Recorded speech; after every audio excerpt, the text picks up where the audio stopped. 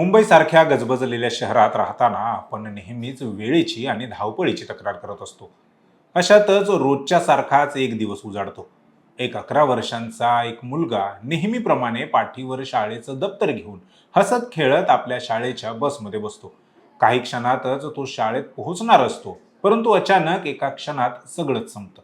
रस्त्याच्या कडेला असलेलं एक पिंपळाचं मोठं झाड थेट त्या शाळेच्या बसवरच कोसळतं आणि त्या निष्पाप शिमुरड्याचा तिथेच करुण अंत होतो.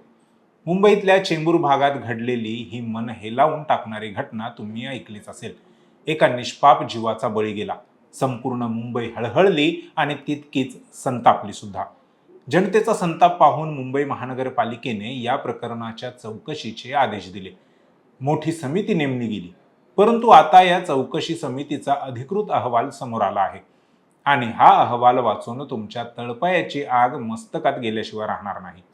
आज आपण मुंबई महानगरपालिकेच्या त्या धक्कादायक कारभारावर बोलणार आहोत, ज्या अहवालात एका निष्पाप मुलाचा जीव जाऊनही सरकारी अधिकाऱ्यांना क्लीन चिट देण्यात आली आहे. कंत्राटदारांना किरकोळ दंड करून कसं मोकळं सोडलं गेलं आणि ज्या अधिकाऱ्यांना सुरुवातीला निलंबित केलं होतं त्यांच्या निलंबनाची कारवाई कशी मागे घेतली जाणार आहे. नमस्कार, मी संकेत आणि आपण पाहत आहात मुंबई आउटलुक. सर्वात आधी आपण समजून घेऊया की नेमकं घडलं काय होतं. चेंबूर परिसरामध्ये 30 जूनच्या दुपारी ही दुर्दैवी घटना घडली.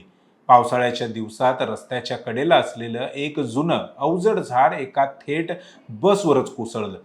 या बसमध्ये लहान शाळकरी मुलं होती. झाड पडल्यामुळे बसचा चेंदामेंदा झाला आणि त्यात 11 वर्षांच्या एका लहानग्या विहानचा जागीच दुर्दैवी मृत्यू झाला. इतर काही जण जखमी झाले होते. झाड अचानक कसं काय पडलं, त्याची छाटणी योग्य वेळी झाली नव्हती का, रस्त्यांच्या कामांमुळे झाडांची मुळं कमकुवत झाली होती का, असे अनेक प्रश्न उपस्थित झाले. मुंबईकरांमध्ये प्रचंड संताप निर्माण झाला. महापालिकेच्या कारभारावर सडकून टीका झाली. विरोधी पक्षांनी आणि काही सामाजिक कार्यकर्त्यांनी जबाबदार अधिकाऱ्यांवर हत्येचा गुन्हा दाखल करण्याची मागणी केली. या वाढत्या दबावानंतर महापालिकेने या प्रकरणाच्या सखोल चौकशीचे आदेश दिले. या दुर्घटनेनंतर मुंबई महानगरपालिकेच्या आयुक्त अश्विनी भिडे यांनी तातडीने पावलं उचलली. या गंभीर प्रकरणाची सखोल चौकशी करण्यासाठी त्यांनी एक उच्चस्तरीय समिती स्थापन केली. या समितीमध्ये 2 अत्यंत वरिष्ठ अधिकाऱ्यांचा समावेश होता. पहिले होते पुरुषोत्तम माळवदे, जे मुंबई महापालिकेचे उपायुक्त विशेष अभियांत्रिकी आहेत, तर दुसरे होते शशांक मोरे, उपायुक्त अभियांत्रिकी. या दोन्ही वरिष्ठ उपायुक्तांच्या समितीने केवळ कागदोपत्री चौकशी केली नाही, तर 3 जुलै रोजी थेट घटनास्थळाला भेट दिली. त्यांच्या मदतीला होते प्रसिद्ध उद्यानविद्या आणि लँडस्केप सल्लागार रॉबर्ट फर्नांडिस. या तिघांनी घटनास्थळाची संयुक्त पाहणी केली. झाडाचे अवशेष, रस्त्याची स्थिती, आजूबाजूला झालेले खोदकाम या सर्वांचा सखोल अभ्यास केला आणि त्यानंतर एक सविस्तर अहवाल तयार करून तो महापालिका आयुक्त अश्विनी भिडे यांच्याकडे सुपूर्द केला गेला. परंतु या अहवालात जे काही लिहिलं ते अत्यंत धक्कादायक आहे. या चौकशी समितीच्या अहवालात सर्वात मोठा धक्का कोणता असेल तर तो म्हणजे दुर्घटनेचे नेमके कारण स्पष्ट झालेले नाही. एवढी मोठी समिती नेमली, तज्ञ सल्लागार सोबत घेतले, प्रत्यक्ष जागेवर जाऊन पाहणी केली, तरीही प्रशासनाला हे शोधता आलं नाही की ते झाड नेमकं का कोसळलं. परंतु त्याहूनही भयंकर गोष्ट पुढे आहे. अहवालात समितीने महानगरपालिकेच्या 2 मुख्य विभागांना पूर्णपणे निर्दोष मुक्त केलं आहे, म्हणजेच क्लीन चिट दिली आहे. या 2 विभागातील एक विभाग म्हणजे उद्यान विभाग, ज्यांच्यावर शहरातील झाडांची काळजी घेणं, धोकादायक झाडं ओळखणं आणि त्यांची छाटणी करण्याची मुख्य जबाबदारी असते. आणि दुसरा विभाग होता रस्ते विभाग, ज्यांच्यावर रस्ते दुरुस्ती किंवा सिमेंट कॉन्क्रिटीकरणामुळे अनेकदा झाडांची मुळं कापली जातात आणि झाडं कमकुवत होतात. समितीच्या मते या दोन्ही विभागातील अधिकाऱ्यांचा किंवा कर्मचाऱ्यांचा या दुर्घटनेत कोणताही दोष नाही. म्हणजेच रस्ते खोदताना काळजी घेतली की नाही, उद्यान विभागाने झाडांचे स्ट्रक्चरल ऑडिट योग्य वेळी केले होते का, या प्रश्नांची उत्तरं शोधण्याऐवजी आपल्याच सहकार्यांना वाचवण्याचा हा प्रयत्न आहे का, असा प्रश्न आता उपस्थित होतोय. आता तुम्ही म्हणाल की जर महापालिकेचे अधिकारी दोषी नाहीत तर मग कारवाई कोणावर झाली, तर बळीचा बकरा बनवण्यात आलं आहे नेहमीप्रमाणेच खाजगी कंत्राटदारांना. पण तो दंड तरी किती आहे? झाडांच्या सुरक्षिततेची जबाबदारी असलेल्या कंत्राटदाराला फक्त 5 लाख रुपयांचा दंड करण्याची शिफारस या अहवालामध्ये करण्यात आली आहे. आणि रस्त्यांच्या देखरेखीसाठी नेमलेल्या कंत्राटदाराला अवघा 2 लाख रुपयांचा दंड सुनावण्यात आला. वारे महानगरपालिका प्रशासन, एका 11 वर्षांच्या निष्पाप चिमुरड्याच्या आयुष्याची किंमत तुमच्या मते फक्त 7 लाख रुपये. कंत्राटदारांना काही लाख रुपयांचा दंड करून महापालिका आपली जबाबदारी कशी काय झटकू शकते? आणि धक्कादायक बाब म्हणजे दुर्घटनेनंतर तात्काळ कारवाई म्हणून ज्या महापालिका अधिकाऱ्यांना निलंबित केलं होतं त्यांच्यावरील निलंबनाची कारवाई आता मागे घेतली जाण्याची दाट शक्यता निर्माण झाली आहे.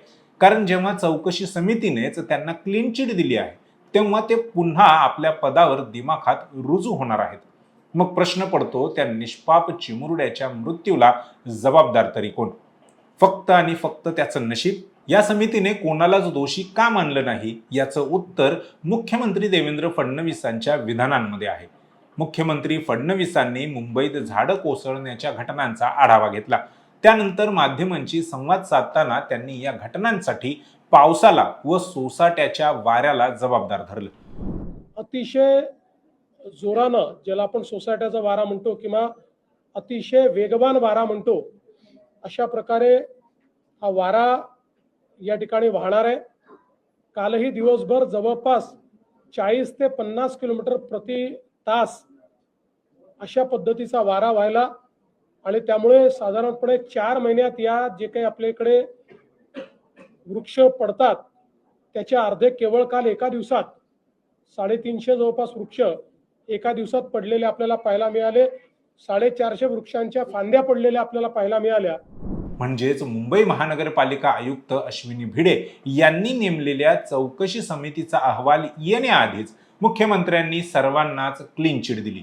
जेव्हा स्वतः मुख्यमंत्र्यांनीच महापालिका अधिकाऱ्यांना, कंत्राटदारांना आणि एकूणच पालिका यंत्रणेला क्लीन चिट दिली तेव्हा भिडेंनी नेमलेली समिती तरी कोणाला जबाबदार धरणार? आपल्या मुख्यमंत्र्यांना एखाद्याला क्लीन चिट देण्याची जणू घाईच लागलेली असते. याआधीही त्यांनी राज्यातल्या बऱ्याच मंत्र्यांना त्यांची चौकशी होण्याआधीच क्लीन चिट दिलेली आपण बघितले. त्यामुळेच मुंबईतील झाडं कोसळण्याच्या घटनांसाठीही कोणीच दोषी नाही. कदाचित मुख्यमंत्री फडणवीसांनी आपल्या विधानांनी त्या समितीला आधीच सांगितलं असावं की यात कोणाचाच दोष नाही, त्यामुळे तुम्ही अहवालही असाच तयार करावा. खरं तर हा केवळ एक अहवाल नाही, हा आपल्या व्यवस्थेचाच पराभव आहे. जेव्हा जेव्हा अशी दुर्घटना घडते तेव्हा तेव्हा काही दिवस माध्यमांमध्ये चर्चा होते, जनक्षोभ उसळतो. त्यानंतर एक चौकशी समिती नेमली जाते. ती समिती काही दिवसांनंतर असा अहवाल देते की ज्यामध्ये कोणालाच दोषी धरलं जात नाही. कंत्राटदाराला किरकोळ दंड होतो, अधिकाऱ्यांचे निलंबन मागे घेतले जाते आणि फाईल बंद होते. परंतु त्या आईवडिलांचं काय, ज्यांनी आपला पोटचा गोळा गमावलाय? त्यांच्या पदरी न्यायाच्या नावाखाली फक्त आणि फक्त निराशा पडली आहे. या निमित्ताने आम्ही महापालिका प्रशासनाला आणि सरकारला काही प्रश्न विचारतोय. जर उद्यान आणि रस्ते विभागाचा दोष नव्हता तर ते झाड स्वतःहून पडलं का? त्याचे ऑडिट योग्य वेळी का झालं नव्हतं? कंत्राटदारांना काही लाखांमध्ये दंड करून अशा गंभीर निष्काळजीपणाला आळा बसेल का? त्यांच्यावर गुन्हेगारी स्वरूपाचे गुन्हे का दाखल केले जात नाहीत?